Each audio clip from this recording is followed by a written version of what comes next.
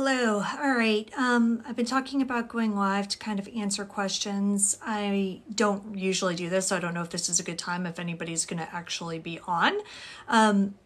But I'm going to go ahead and go over the timeline that I just completed. So I've been able to get both the probable cause affidavit for Thomas Kosowski's arrest and the affidavit for the search warrant for the Toyota Corolla and for his house. So just while we're waiting for people to kind of get on here, I'll give you a brief kind of introduction as to what's going on. So Stephen Cozzi is a lawyer in Largo, Florida. He's also a friend of mine from high school, and I happen to host a missing persons podcast. So when I found out about this on Friday night, like a bunch of people texted me and messaged me, and they're like, what is happening? Like, can you look into this? Whatever. So that's what I've been doing. You can go onto my account if you're not following me already and see I've made like a dozen videos by this point about the case, because I'm in complete shock, honestly, still. I've known about this since Friday, and I still can't understand how, out of everybody, like, Steve is one of the people who would be like the least likely to inspire such a negative emotion in somebody. So it's insane to me that somebody would want to hurt him over something as stupid as a civil case, because that's the thing, I don't know, like, how much, Steve, he worked for like a bankruptcy attorney, right? Like, he wasn't a criminal attorney. And so that's why it's completely bizarre to me that, again, that anything would happen. And as we'll talk about, he has been having issues with this Dr. Kozowski, who's been arrested for his murder. He's been having issues with him for quite some time, but he didn't really take it that seriously because, again, he's a bankruptcy attorney. Like, what's going to happen, So that's what we're going to talk about. So we're going to talk about now that we've got some people on, let's talk about the actual timeline in this case. And if you have any questions as I'm going through this, please feel free to ask them, and I'll try to work on this. Let me see. Can I do? I wanted to see if I could do flipping. Oh, I was hoping that I could do the background stuff so I could kind of show on your screen what I'm looking at. But I'll post all of this on our website, which is andthentheywere.com. So anyway, okay, here we go. Let's get into the timeline. Now, this all started on May 2nd, 2019. That is when Thomas Kosowski files suit against his former employer. I have a lot of family in this area of Florida, and I can never remember how to pronounce this town, if it's Dunedin or Dunedin, but it's Surgical Consultants, LLC, for damages in excess of $15,000. Now, I had initially read that it was a $15,000 suit, but thankfully another lawyer, tipster, messaged me and said that it's in excess of $15,000 because that's the minimum amount to get it out of small claims court, basically. So I don't have like the actual amount that he's suing for, but this is basically the deal. This suit is a civil suit.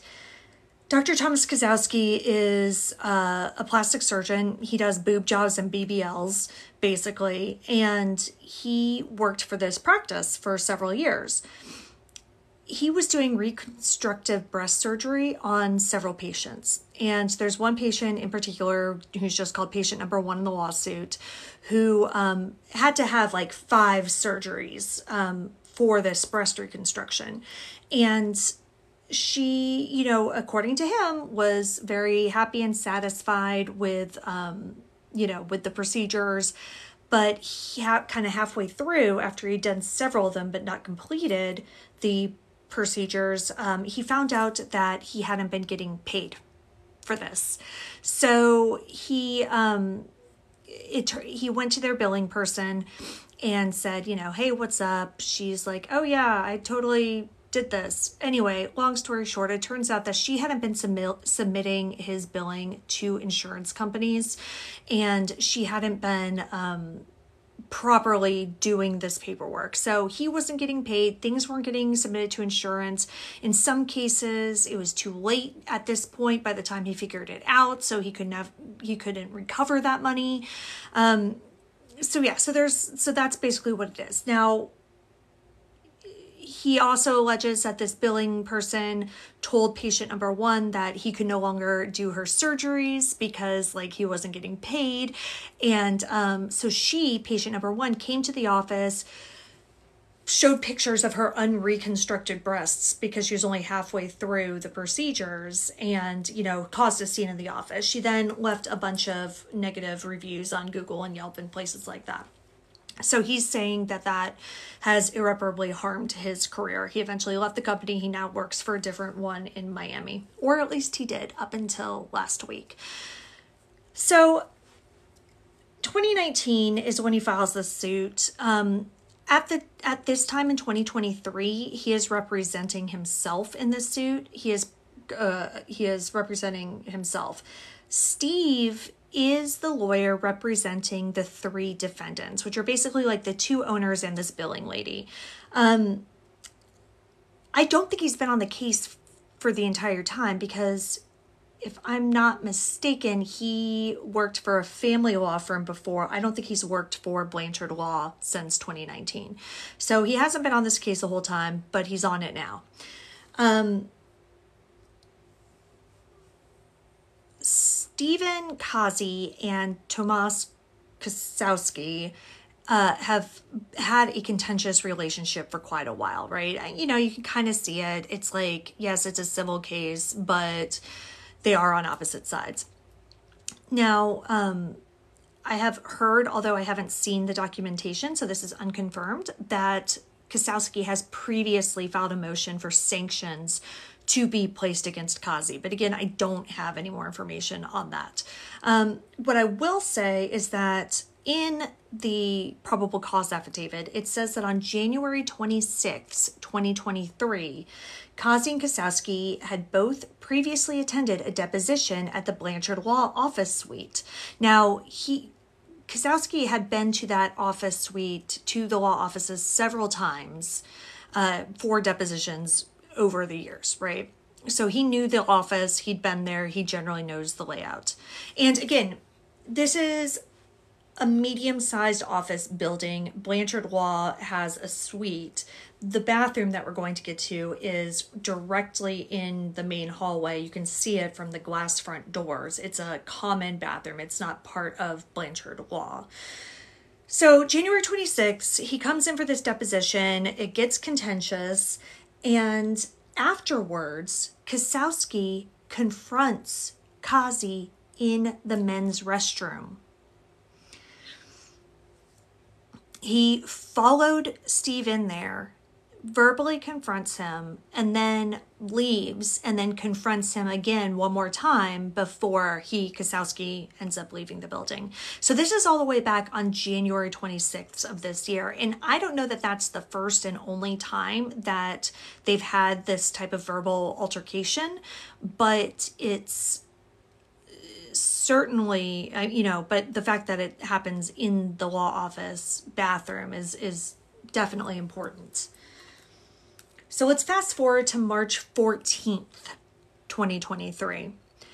An employee at a different business in that same office building, so it has nothing to do with Blanchard Law, is just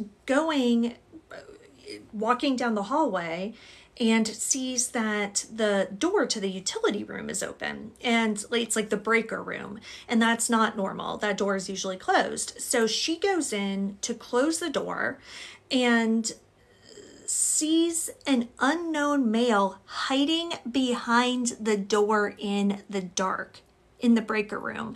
And it's important to note that this room shares a wall with the men's room. And I don't know, hold on, I'm just like getting all of these like weird notifications. I don't know what any of them are. Hold on. Okay. All right. It's asking me to do stuff. We're going to ignore that. All right. So she sees just this strange man hiding in their breaker room. And he was wearing jeans, a loose t-shirt, and a surgical mask, a surgical face mask, right? She asked what the hell he was doing hiding in the dark. And he said he was there because of a power outage. Of course, you know, she worked in the building. There was no power outage, but he just kind of like got up and left. She was very freaked out by this and took a look at him as he left and saw that he left in a gray Toyota Tundra, which is a pickup truck. She said that she believed it had New Jersey license plate on it. All right, so that is March 14th, 2023. And what I don't know, police came and took her statement because of that, all right? I don't know if Steve or anybody else at Blanchard Law knew about this happening on the 14th, or if this just only came out, you know, later. So let's fast forward to March 21st. This is when we're getting into the nitty gritty of the timeline, all right? Because this is the day that Steve goes missing. At 8:34 a.m., a male dressed in jeans, a long-sleeve white shirt, and a backpack arrives in a gray Toyota Tundra. He walks from the parking lot toward the main entrance for Blanchard Law. He was wearing gloves and carrying a large box on his shoulder. March 21st, 8:37 a.m., so 3 minutes later, Steve Cozzi is seen entering the building wearing a red sweater. March 21st, approximately 9:50 a.m. So now we're talking about an hour and 20 minutes after both this unknown male and Cozzi get to the law office. A sensor attached to Cozzi's office door registers an opening and closing. This is believed to be when Steve enters the men's room. His phone, car keys, work laptop, and tablet are all left unsecured on his desk. He still had music playing on his phone, and he was in the middle of writing an email.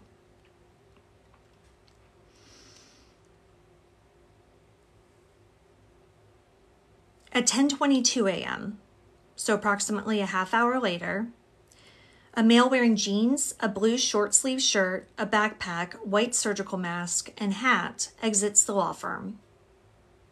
He's tugging and pulling at what appears to be a small wagon on wheels with a heavy load. The wagon has an open top, and its contents appear to fill the wagon and are covered by a red or orange blanket. He pulls the wagon toward the parking lot. 10:28 a.m., 6 minutes later, Thomas Kozowski calls into a scheduled hearing. Steve Cozzi is also supposed to be in attendance at this hearing. He's also supposed to call in. He does not. Another lawyer, Jake Pillsbury, fills in for Cozzi. Kozowski stays on the call for the hearing and disconnects at 11:04 a.m. 1 minute later, at 11:05 a.m., the driver of the Tundra is seen repositioning the cart by the truck. He struggles to get the heavy cart into the bed of the truck. 11:15 a.m., the unknown male is seen on camera wearing a different shirt that appears to be gray. He walks from the parking lot to the northwest corner of the building.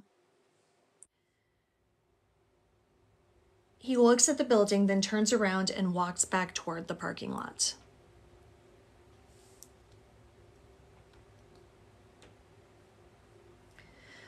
11:16 a.m., 1 minute later, the Toyota Tundra pulls out of the parking spot and exits the parking lot, making a right turn, heading northbound on South Belcher Road.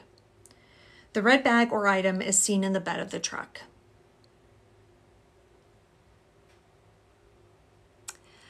Oh, okay. The cops used my father-in-law's backyard to search the water. Does your father-in-law live in Tarpon Springs? Is he Kosowski's one of Kosowski's neighbors there? He lives. Okay.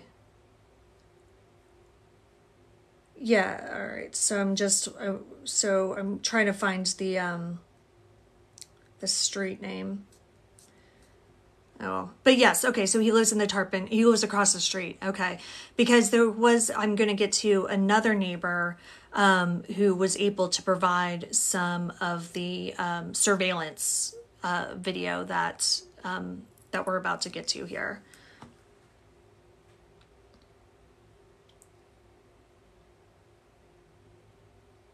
Okay, so we're at 11:16 a.m. is when he actually leaves. Now, we're going to pause right here and kind of recap, which means so he did a dry, either a dry run or a first attempt of this on March 14th. I don't know if Steve wasn't in the office, or if he was just trying to figure out the logistics of it, but he was there with the backpack, with the surgical mask, with the tundra, with everything on March 14th. Then on March 21st, he arrives before Steve even gets to the office and lies in wait for over an hour.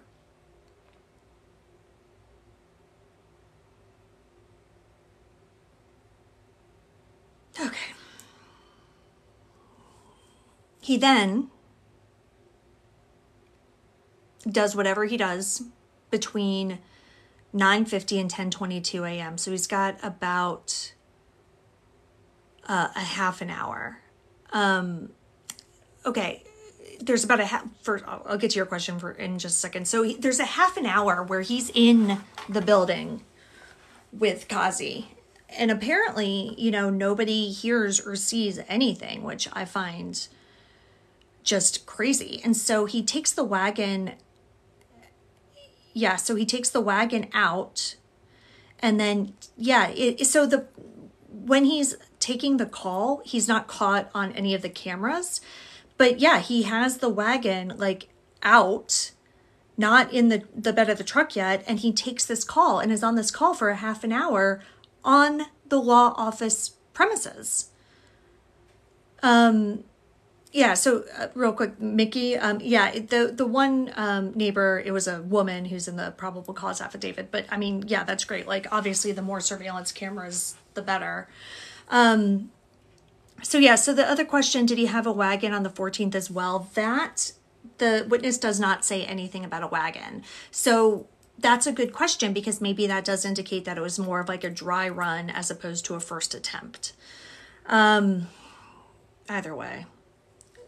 Extremely premeditated. Okay, so he leaves at 11:16. So this is what's wild. Like he's there for almost. Thank you. I still don't understand how this happened to Steve. But he's there. Kosowski, or this unknown man, is there for nearly 3 hours before he loads up his truck and leaves. At 11:24 a.m., the Tundra is seen on a PSTA bus camera traveling northbound on South Belcher Road near the intersection of Gulf to Bay Boulevard. At 11:46 a.m., Largo police officers are dispatched to Belcher Law to conduct a welfare check. So they missed him by a half an hour.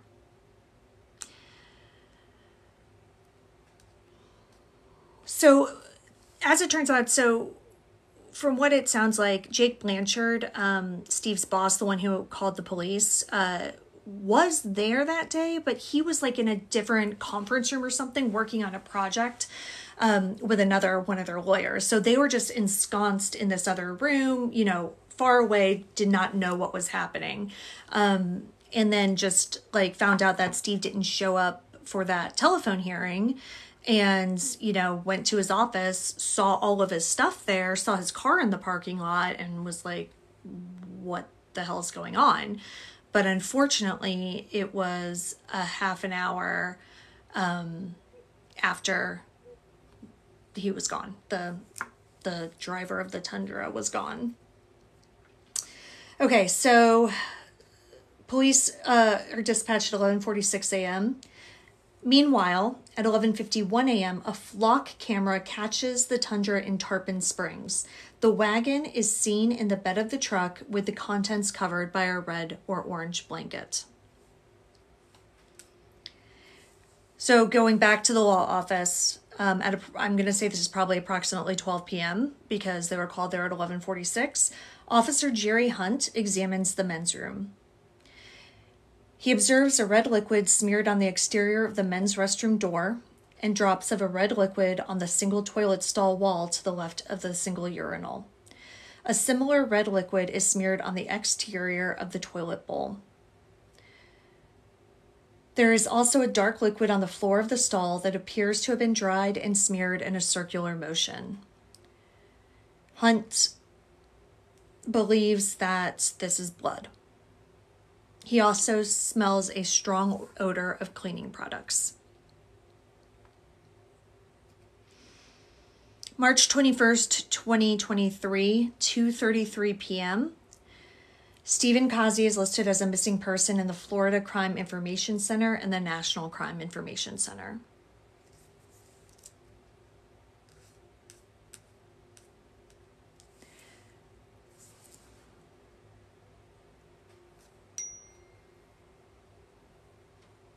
Okay, so I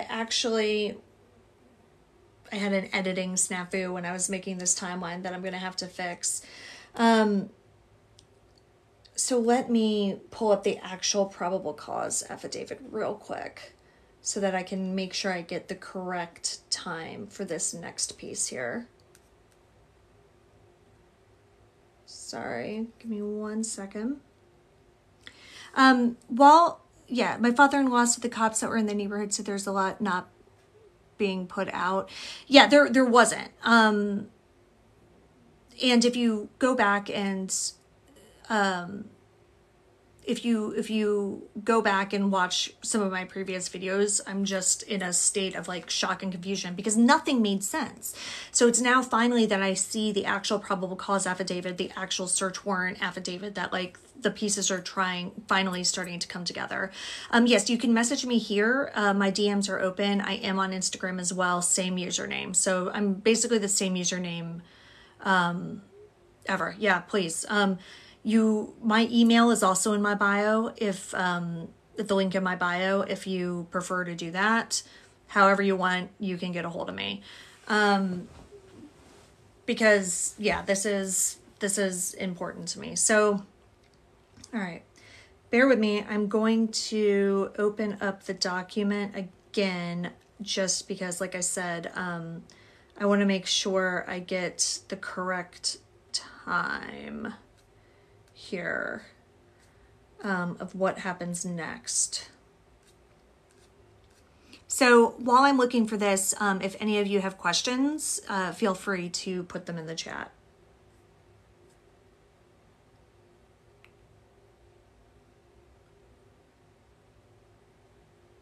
Okay. Thank you.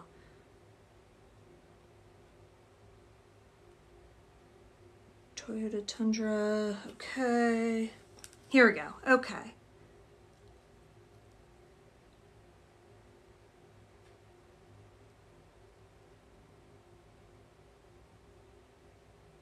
All right. So at 4:48 p.m. Oh, okay. I got this. All right. At 4:48 p.m.,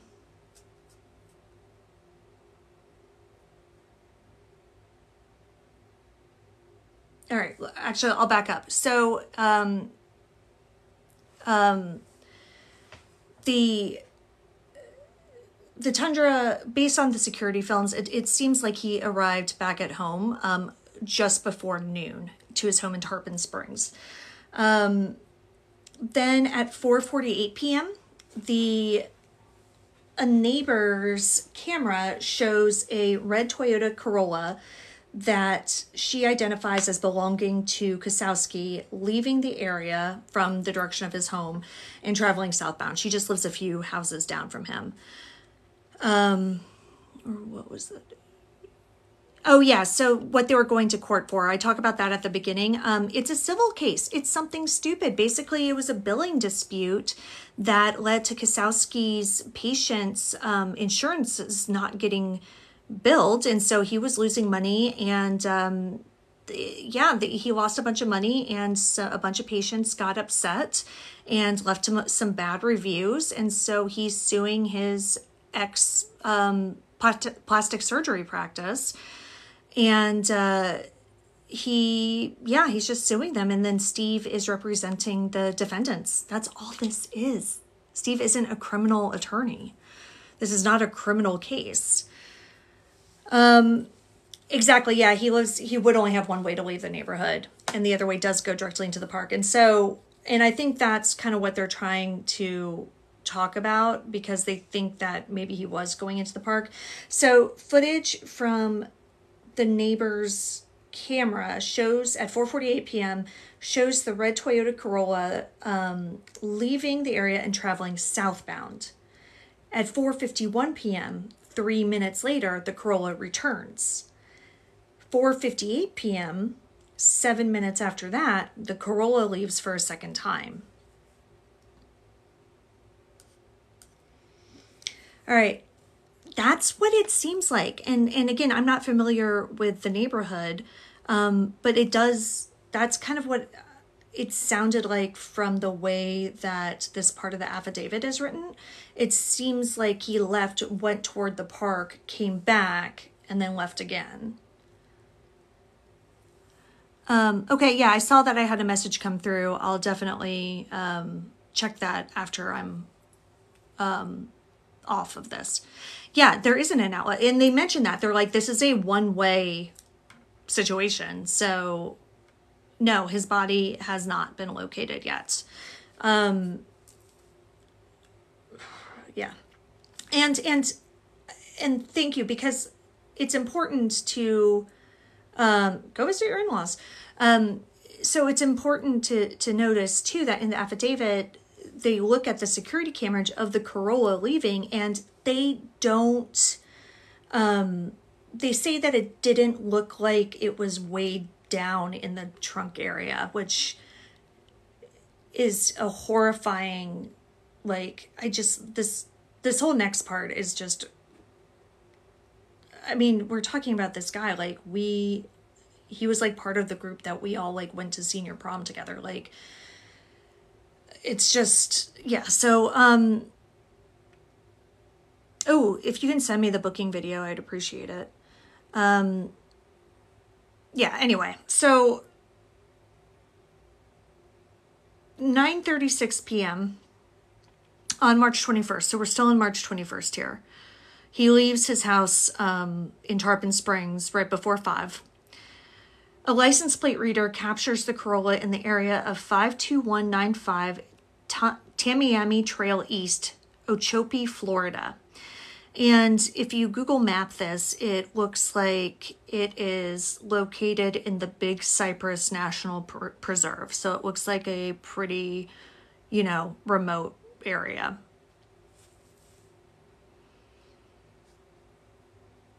Now, the investigation, like I said, started around noon on March 21st. And so over the next 2 days, that's when they're pulling all of this surveillance footage and getting all of this information together. And on March 23rd, they secure a search warrant for Kosowski's home. Now, Kosowski is not present when this search warrant is filed, because this is Thursday. So he is believed to be in Miami at this point. And now his new office where he works is in Miami. I believe he is also renting an apartment in Miami. And Cozzi is the man who has been arrested for murdering Steve. He's a plastic surgeon. And I knew Steve, the attorney. He's a friend from high school. So anyway, he's believed to be in Miami at this point on Thursday. I believe he does have an apartment there, but because he's renting it, I can't verify that through property records. But that does seem to be where he probably is, over from the 21st to the 23rd. Thank you. Okay, so on March 23rd, the initial execution of the search warrant at Cozzi's home locates the Toyota Tundra in the garage. A presumptive test is performed on a red liquid located in the truck bed. It tests positive for blood. Luminol tests on the garage floor also test positive. They go into more detail about this, and it seems as though it was a cleanup job, is what the police say that it looks like. He was hired by the defendants, so he was hired by the people that Cozzi was suing. So Steve was representing the defendants in this civil lawsuit that was filed in 2019. Okay, March 24th, 2013. News of Steve Cozzi going missing under, quote, suspicious circumstances is released to the public. So that's when we first find out about all of this on Friday. And, we're all very obviously concerned because suspicious circumstances sounds terrible. And what really terrified us is that this is Friday. I found out Friday night. The news broke Friday afternoon, and it said that he had been missing since Tuesday. And I know that a lot of you, don't know my podcast or like know who I am and just kind of like stumbled across me because of this case. But I've spent the last like nearly 3 years hosting a podcast on unsolved missing persons cases. I've done over 100 cases, and a big thing that I talk about in these cases is how, police departments fuck them up a lot. And so my first thing was I was terrified that that was going to happen with Steve, that this little police department was going to screw up his case or not take it seriously or whatever, and then it was just going to remain unsolved.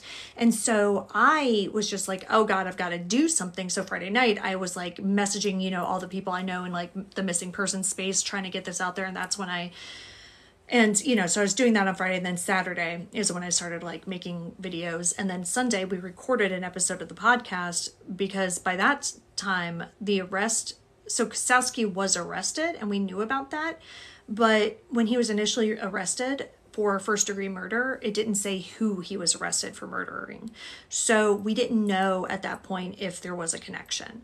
So I was putting out the podcast just hoping to get Steve's story out there and get as much publicity out there as possible, to find witnesses, and so we can figure out what would happen and like hopefully bring him home safely.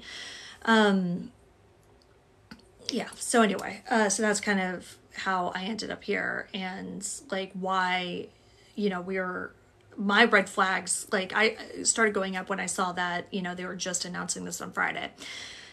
But thankfully, as it turns out, they did take it very seriously from the beginning, and they had been investigating it, between Tuesday and Friday.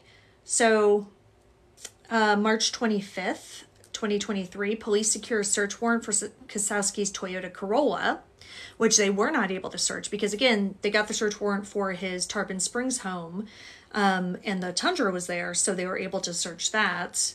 But the Corolla was not there. It was presumably in Miami. Somebody asked a little bit ago if they have searched the Miami home. I do not believe they have. And again, I'm not even entirely sure that he is renting that apartment in Miami. That's just what I've been able to find. Excuse me, but not confirmed. But Tarpon Springs and Miami are very far away. So if he's working there, I have to imagine he's like renting a place.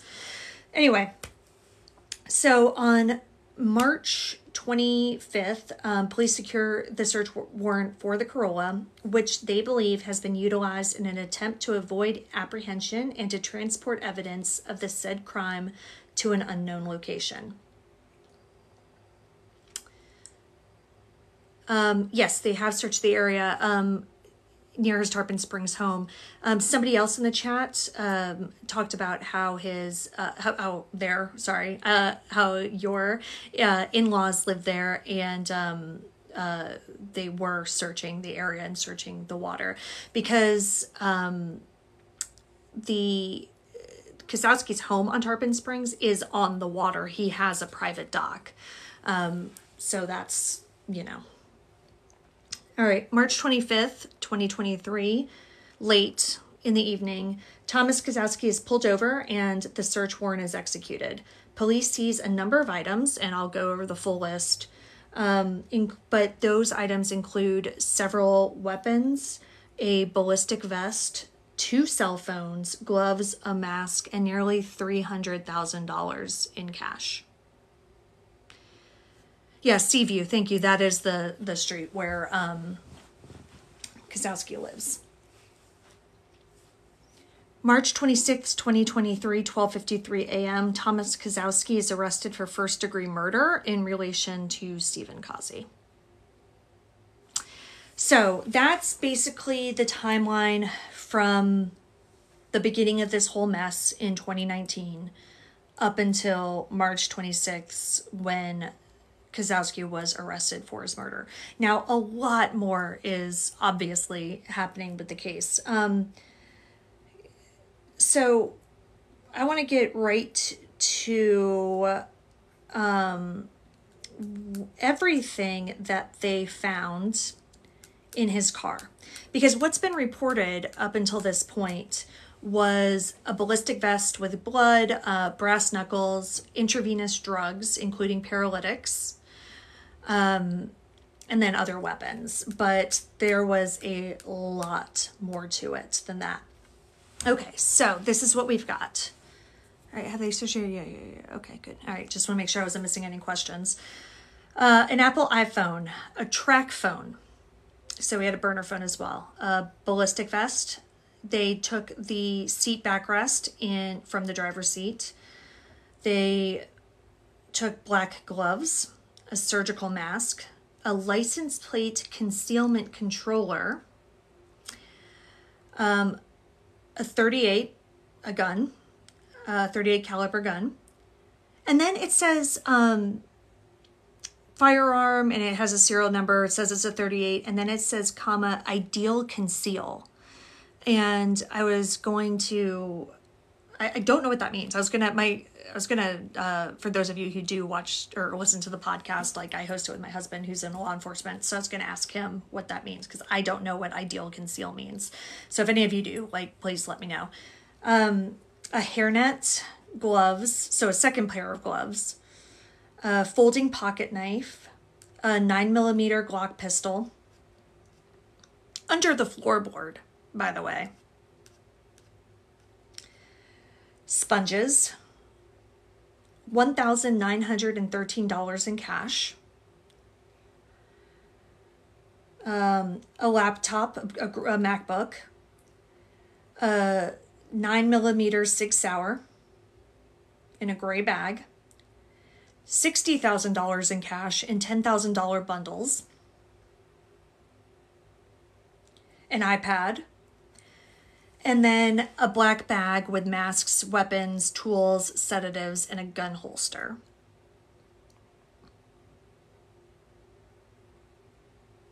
They were testing for spinal fluid? Where? Yeah, he was definitely going to run for it, because I'm not even done. There was $7 in the glove compartment, a gray bag with 5 magazines and a GPS tracker, and an additional $220,200 in cash. So, is the doctor married? No, I don't believe so. Yeah, so he had nearly $300,000 in cash, several guns, knives, other weapons, drugs, paralytics, brass knuckles, a ballistics vest, all sorts of stuff. A burner phone, a laptop, a tablet. Oh, here, there, I wasn't even done. There's also a 9mm Beretta pistol, a black ballistic vest with rifle and pistol mags, so a second ballistic vest. And he drove a Corolla, thank you. Like, I mean, Mr. Successful BBL doctor drives a Corolla. Like, he has a $1.4 million house in Tarpon Springs, by the way. It's a very fancy neighborhood. But yeah, he's very loyal to Toyota. He's got a Tundra and a Corolla. Oh, but speaking of the Tundra, so he bought that like last fall and did not register it. So it has New Jersey plates because that's like who he bought it from. But yeah, the car is not registered in his name, the Tundra. But the person who sold it to him registered the sale with the state. So I don't know. Yeah, I've been crying a lot too. So, and I haven't seen Steve in a long time, but like, he's just, I don't know, just like the sweetest, like nicest, funniest. Oh my God, he was hilarious. Just person. Someone else lived with him, the doctor, not that I'm aware of. Yeah, maybe. I don't know. I haven't heard anything about that, but okay, so he also had a license plate switching device, a trunk protective mat, and black garbage bags. So that is everything that was found when police searched the Corolla. So there was, all right, I'm going to need to pull it up here. Give me 1 second. It might take a moment. So again, what's a switching device? I'm not exactly sure either. So if anybody knows, please tell them, let me know. And also the person who asked what this is about in the chat, if somebody else wants to fill them in, that would be awesome while I'm doing this. Oh man, I really wish that I could like do the green screen thing. Cause you can when you start the live, but then I would have had to have it behind me the entire time. And I didn't want to do that.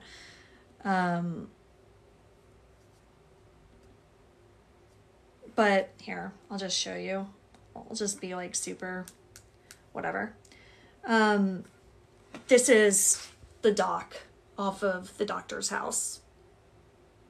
So that's a lot of water.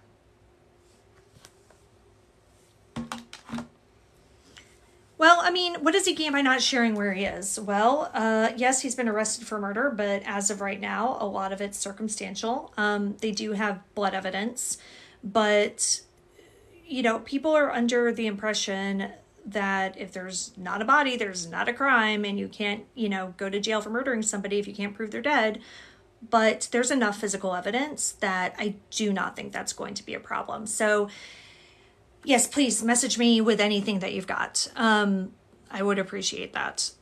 And I'll pass it along because, I'm in Virginia. But I will absolutely pass that along because so the other thing about this weird coincidence, right?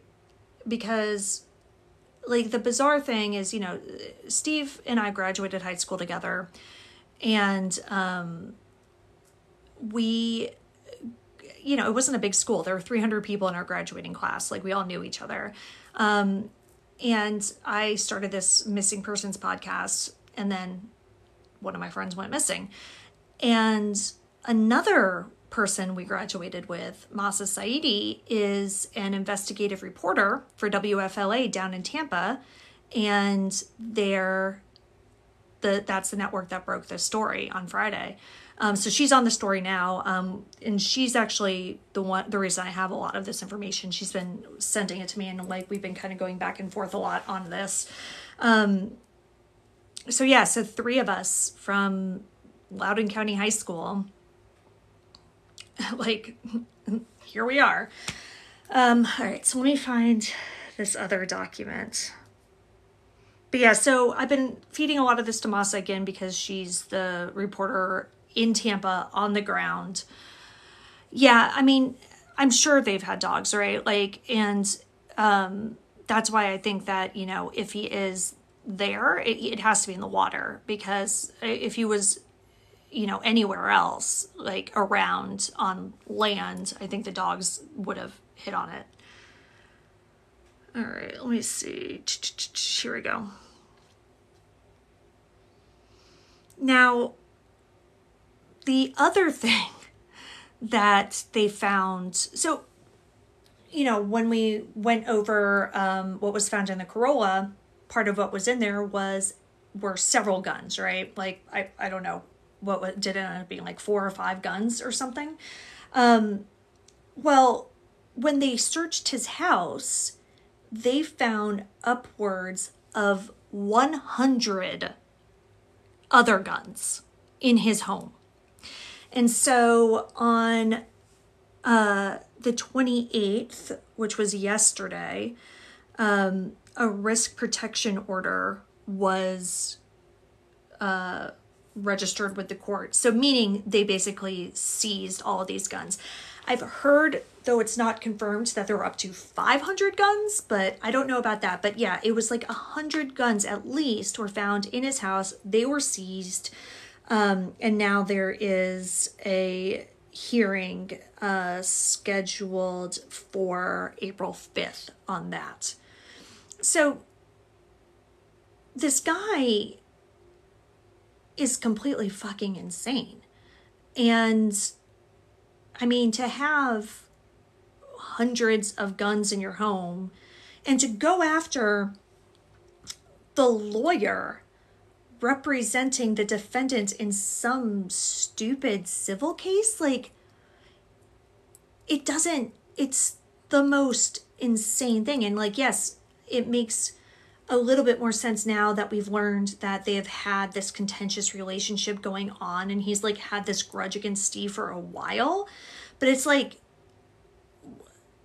I mean, Steve is not the cause of his problems. Like, he's not the one who caused the doctor to lose money and get bad Google reviews and, have his career ruined or whatever. And so the misplaced rage that led him to like take this like kind, amazing person away is just something that I cannot understand.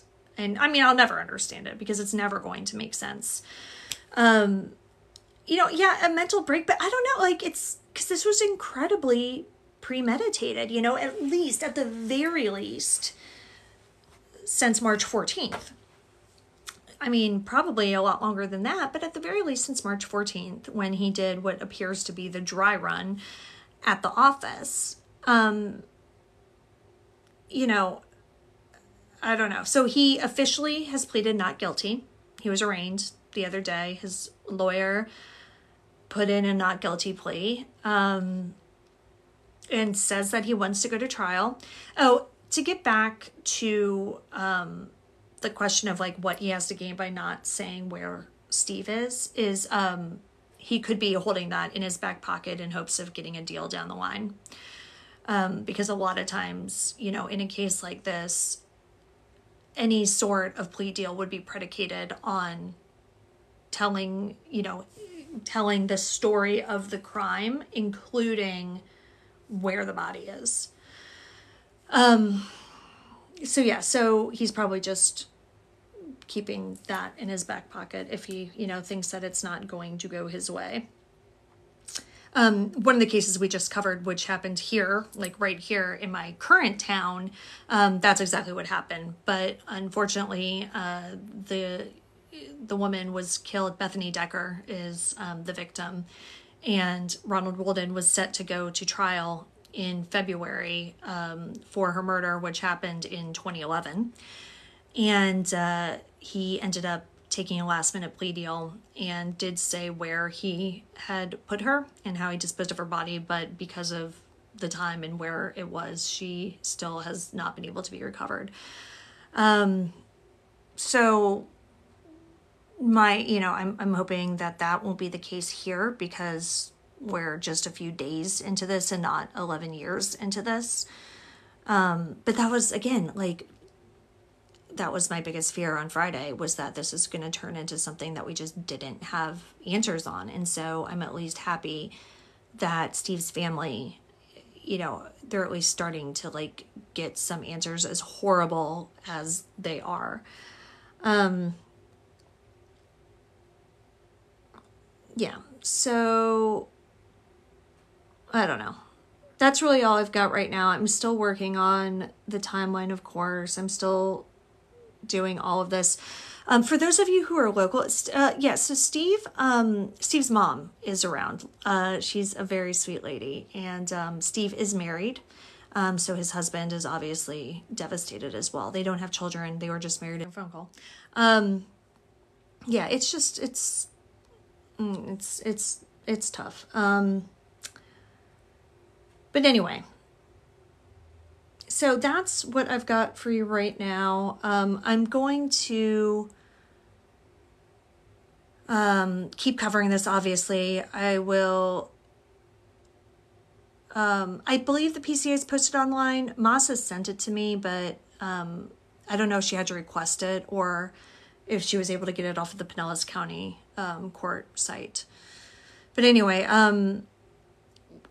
I'm also going to do update episodes on the podcast. So we released an episode on Sunday about, you know, just the beginning of the story because we didn't really know much.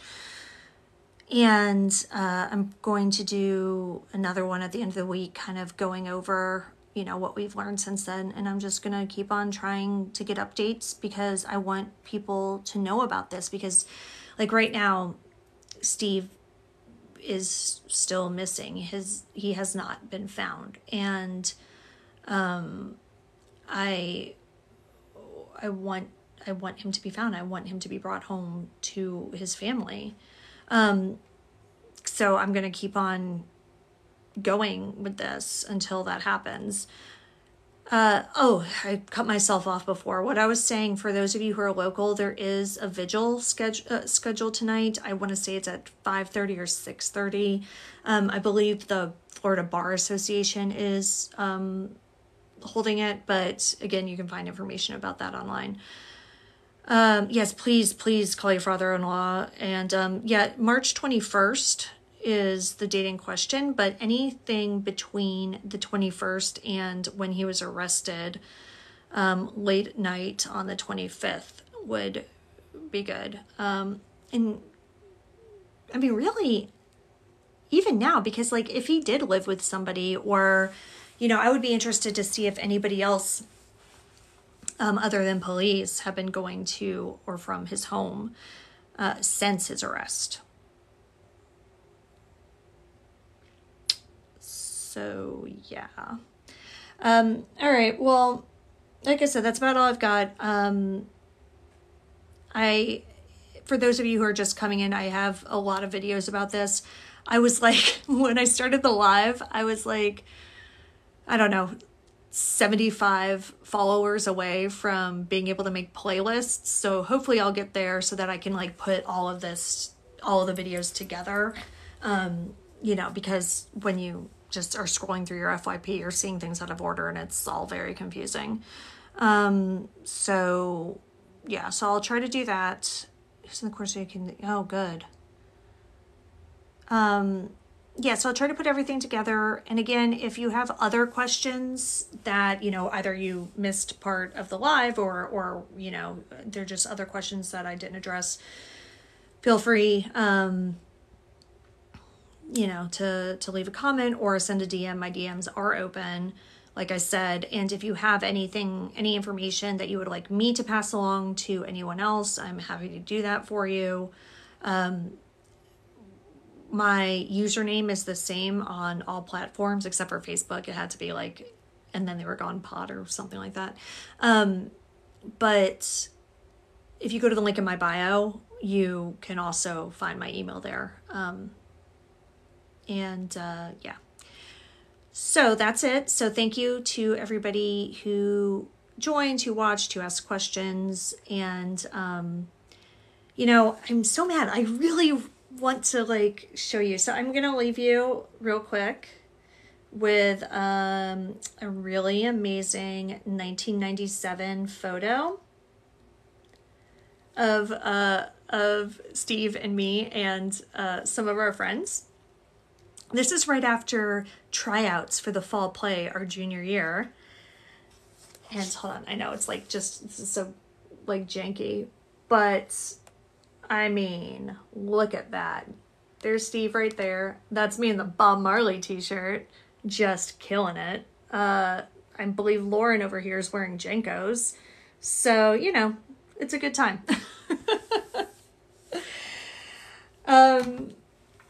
Yeah, he was hilarious. And I still, like, it's been an emotional roller coaster. And I can't imagine, you know, what his husband and his mother are going through right now. So, you know, thank you. Like, yes, my heart also is just with them as well. And he's the type of person who makes an impression on everybody. If you met him once, like, you will remember him.